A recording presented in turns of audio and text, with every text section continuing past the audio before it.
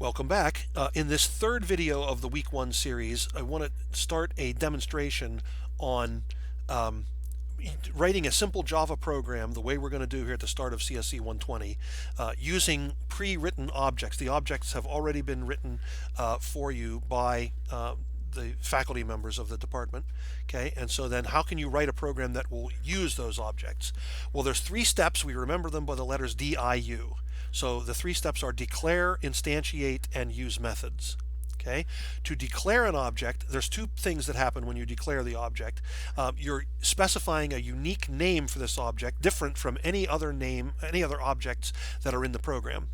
Okay, because every object must have a unique name, and you're also telling the system what type of object it is, what class it comes from. So is it a balloon? Is it a student? Is it a TV set? Is it a flag? Whatever the object is, the system needs to know that because each class has different properties and methods and would require different amount of storage in memory. So declaring the object specifies the name and the class that the object is going to come from.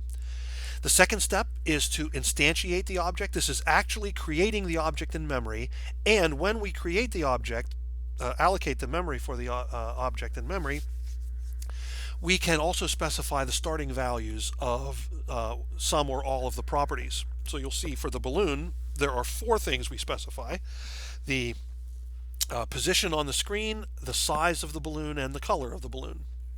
Each object has different things that you specify when you create it, and we'll see that in the demo here. And then the third thing, once we've created the object, once we've instantiated the object, then we can use methods that the object provides. So we ask the object to do things by calling on some of the methods of the object, like pressing the remote control to ask the TV to change the channel or to raise the volume, etc. Okay, so declare, instantiate, and use. Those are important. It's an important sequence to remember as we go along here. Okay, so what I'm doing to keep this video short is I've already created a NetBeans project, and you will be guided in Lab 1 how to do that step by step. So don't panic, but I'm trying to save time, so I've already created the project. My project is called Balloons on Day 1, and one of the important structural things in NetBeans when you create a project is this subfolder called SRC. So the SRC folder is the source folder, and that is where the files that we store for the project are going to be placed. Okay. Now the steps I'm going through are all laid out for you in Lab 1. You'll be able to do that, but I'm going to do it rather quickly. We need a class definition for each object type or class that we're going to be working with, and we need a main program shell in which we can declare, instantiate, and use our objects, and that'll be like the starting place for the project, the program, I should say. So where we get those files is from the course schedule page. This is linked to all of the D2L resources. Anytime you're asked to do an assignment, a lab, or a program, it will point you to this page. And this has a link for all of the labs and the programs that are going to be here. They're only going to be active when they come due, or when we reach that week. But there's an important link up here at the top called Java Programming Resources for CSC 120. Okay, so if I click on that, it loads a page where, now, first of all, you need a starter template for your program. So this is like an empty program shell in which you can add code. Okay, so the way you work with this, and it's explained in the lab, so don't worry about memorizing it from this video. I'm doing it rather quickly. I'm going to right click on this MU panel. When we start out at the beginning of the semester, we're doing these basic one panel applications. So I right click on this link, and in the pop-up menu I choose save link as, or save file as, or save target as. You get a different message depending on which browser you're using.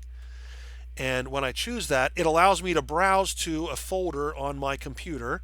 And so I have done this before, so it remembered where I was going.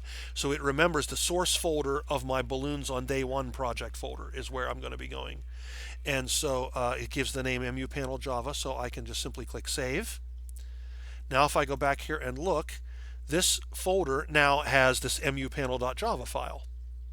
Okay, and if I double click on this, it opens it up in an editor window. There's lots of detail here that you can ignore, but we have areas where we can declare objects and then instantiate the objects that we previously declared and then call methods of the objects. I'm actually going to get rid of this hello world statement here. So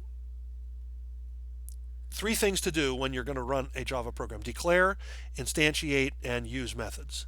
Okay, or call methods. Now, I'm not ready to work yet because I don't have my class file there. The class files are also on the student resources page. Down at the bottom, there's a link here to MU Java classes. If I left click on that, it opens up a page that has these links to these various classes. So we have boats and flags and balloons. Okay, we're going to start with the balloon here. I can choose right click and choose Save Link As. It remembers where I saved the last one, so in the source folder of my balloons on day one folder, I can click Save. And now if I go back to NetBeans, notice I have the balloon class there. Okay, so that's how I've set up my to do this, and I want to keep this video short, so I'm going to end this video now, and then the last video in the series is going to show me actually doing the demo. So I'll declare objects, instantiate them, and call methods, and we hopefully will get some balloons on the screen. Okay, so stay tuned for the next exciting video here, the last one for week 1.